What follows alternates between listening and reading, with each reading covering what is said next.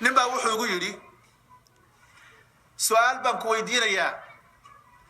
maxay caruurtu quraanka u xafidi laayeen iyagoo inta soo sara quraanka xifdigiisa ku jiray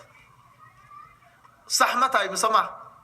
hatta haweenka laftoodu way oranayaan su'aasha macallin madrasada uu ku jiraa inankaygu ilaa dhowr sano quraankiina wali ma hayo sababtu maxay tahay sababtu waxa weeyaan inankaaga yar imisa madrasadood baad ka soo saartood gelisay bal isweydiyaad bal sar weydii su'aasha markaad madrasadiisii hore ka soo saaraysay maxaad samaysay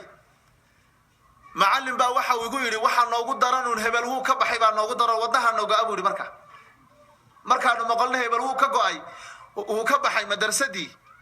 marka la xaadirinayo hebel uu ka baxay waalidkii labay soo xiriirin macallinka moogta haweenadii intay ilmaheegii soo kaxaysay bay oran macallin madrasada waxa weeyaan waan yar badalanaynaa marka adiguna intaad u soo dhigaysa ardayga khayr Allah ka siiyo waxoogaa yar shahra waan ku wada deeno soo dhicee artuna sida tir ilmaheega markay ka saaraysa madrasada tuba tir sida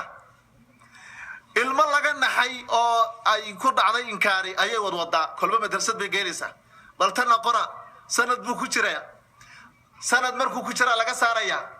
lama oranayo macallinkii waad mahadsan tahay ku dhe laakiin maxaa uu ka baxay uu ku dhaha macallinkii uu xaadir uu ka baxay wadnaha kala go'aya maamulkii baa ka daran isagu ku xisaabtamay bisha waliba bisha aakhirkeeda ma laga saaraya waqti inna lillahi wa inna ilayhi raaji'un marka inantii way kaxaysay madrasad kale geysay madrasadii kale cuquubada ku dhacday waxa leeyahay madrasadii hore xumay soo bari jirine alifkaan uga soo bilaabayna hayay bay leedahay inkaar ku dhacdo kuwii hore inkaar baan ku ogay way khasaariyeen kiina bilow buu uga soo bilaabaya kiina in isagu dhulmi ku bilaabay hawshiisa weeyaan ilmaha yarna waa la soo cawriyo looma soo ducaynay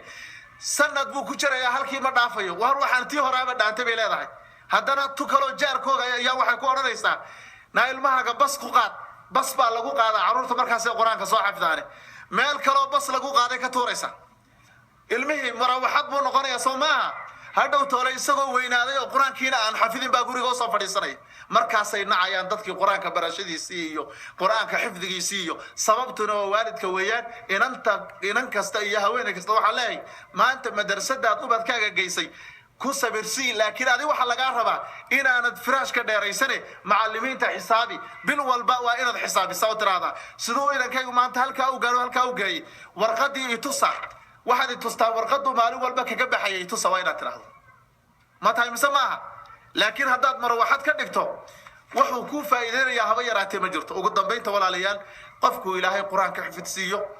nimco weyn baa ilaahay siiyay waxa laga rabaa inuu ilaahay uga mahad celiyo subhanahu wa ta'ala ilaahay baa wuxuu yiri la in shakartum la azidannakum wa la in kafartum in adhabi la shadid quraanka ilaahay noo jilciyo xifdigiisa ilaahay noo fudaydiyo qawaacida kale ee musaa'idka hadii ilaahay nafta inoo daayo waxaynu ku qaadanaynaa muhaadarada dambe waxaan ku soo afjarayaa ilaahay subhanahu wa ta'ala amaantiisa allahumma lakal hamdu kama hadaytana lil islam wa 'allamtana al hikmata wal qur'an allahumma lakal hamdu bi kulli ni'matin an'amta biha alayna fi qadimin wa hadith allahumma asturna fi dunya wal akhirah tawaffana muslimina wa alhiqna bis salihin waj'al lana lisana sidqin fil akhirin waj'alna min warathati jannati an-na'im allahumma inna nas'aluka imanan da'iman wa qalban khashi'a wa 'aynan dami'ah wa lisanan dhakiran shakiran wa المتقبلا مبرورا اللهم استرنا في الدنيا والآخرة لا تفضحنا على رؤوس الأشهاد يوم يقوم الأشهاد اللهم اجعلنا من أهل القرآن الذين هم أهلك وخاصتك يا ذا الجلال والإكرام اللهم أجرنا من خزي الدنيا وعذاب الآخرة